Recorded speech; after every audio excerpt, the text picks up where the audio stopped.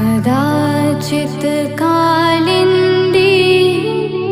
तटविपिन संगीतकरवो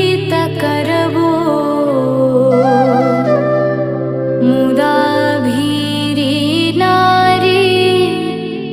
वदन कमला स्वाद मधुपा रमा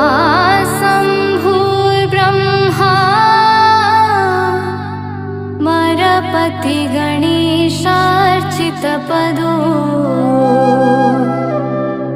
जगन्नाथ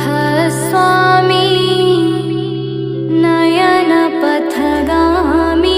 भवतु मे भुजे सबे वेणु